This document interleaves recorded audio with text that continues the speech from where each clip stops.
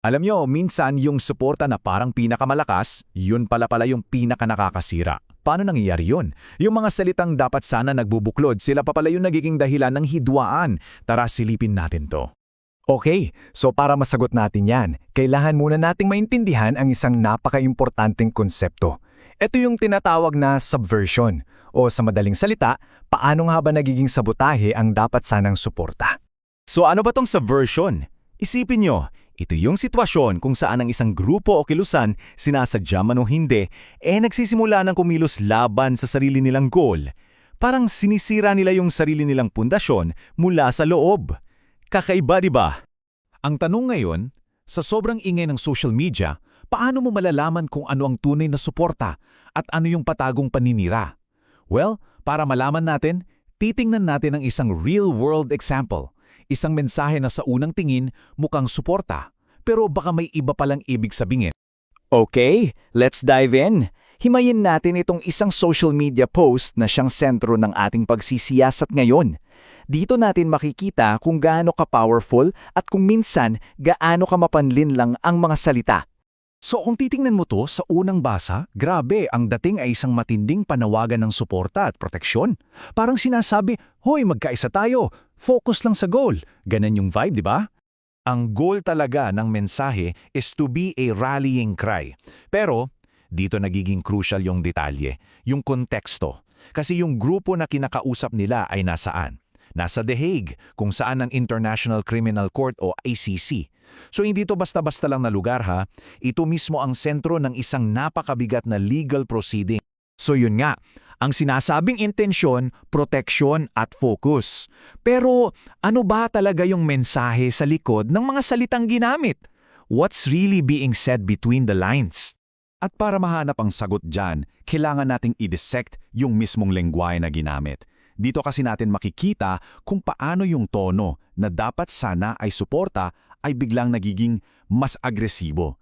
Nagiging, kumbaga, isang bokabularyo ng banta. Okay, so ayon sa pagsusuri, hinati nila sa tatlong elemento yung tono ng post. Una, yung hostility laban sa dissent. Dito, kahit sino lang na kumontra o magtanong automatic, tinitingnan na kaagad na espiya. Pangalawa, may aggressive na direktiba, yung mga utos tulad ng ligpitin ang dapat ligpitin. Mamaya, babalikan natin yan. At pangatlo, protective insularity. Ito yung pangako ng proteksyon na parang vigilante style na lumilikha ng kami laban sa kanila ng mindset. Okay, let's focus on this one phrase. Kasi ito talaga yung game changer. Ito ang susi para maintindihan natin yung hidden meaning ng buong mensahe.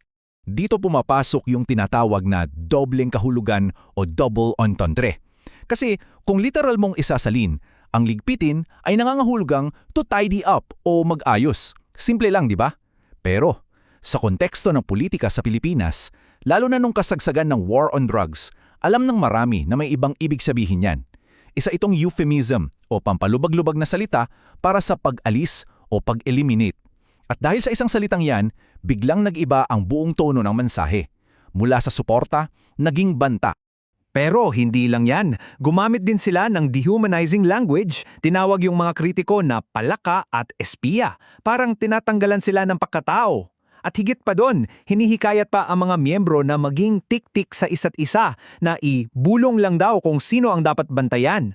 Nakakatakot, di ba? Kasi pinapalaganap nito yung kultura ng takot at pagdudida sa loob mismo ng grupo. At itong dinamikang to, sobrang delikado. Dahil parang sinasabi na, kami na ang bahala, gagawa kami ng sarili naming batas. Kumbaga kumikilos sila sa labas ng sistema ng hustisya. So the big question is, paano eksaktong sinisira o sinasabotahe ng ganitong klaseng lengguwahe yung mismong adikahin na pinaglalaban nila? Well, dito natin makikita yung direktang epekto. Tingnan natin sa dalawang anggulo. Kung ang goal nila ay legal na depensa, patay. Yung mga ganitong salita pwedeng ituring na paninindag sa testigo, which is a big no-no sa korte. Kung ang goal naman nila ay political mobilization o pagkumbinsi sa publiko, yung mga linyang target lang tayo sa goal ay parang sinasabi na ayaw nila makinig sa iba at nagbubukas pa ng pinto para sa harassment. So in both cases, talo. Sila mismo ang nagpapahina sa sarili nilang kaso. So kung ibubuod natin, may pattern na lumalabas, di ba? Ang target, yung mga kumokontra sa loob ng grupo. Ang paraan, pananakot at pag-spy, ang wika, emosyonal at mapanghati, at ang pamumuno, umaasa sa takot at kontrol. Ito mismo ang blueprint ng subversion. Hindi ito blueprint ng totoong suporta. At ang resulta, tatlong malalaking panganib. Number 1, legal prejudice. Pwedeng gamitin ng prosecution ang mga salita nila laban sa kanila bilang ebidensya ng paninindak. Number 2, reputational damage. Kasi parang kinukumpirma nila na pareho sila ng taktika sa mismong death squads na iniimbestigahan. At number 3, safety risks.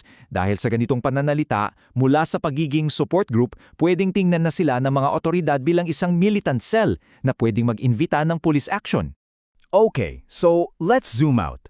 Ano ngayon ang ibig sabihin ng lahat ng ito para sa ating lahat na nagbabrowse sa social media araw-araw?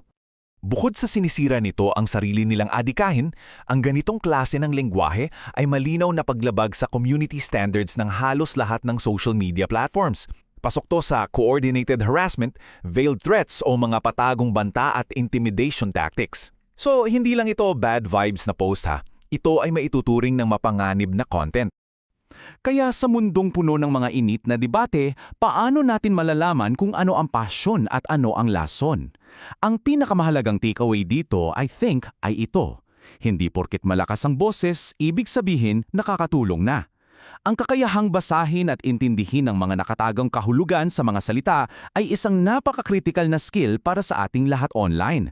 Kaya sa susunod na may mabasa kayong post, tanungin niyo ang sarili niyo. Itong mga salitang to, nag-aanyaya ba ng matinong usapan o nagkakalat lang ng takot?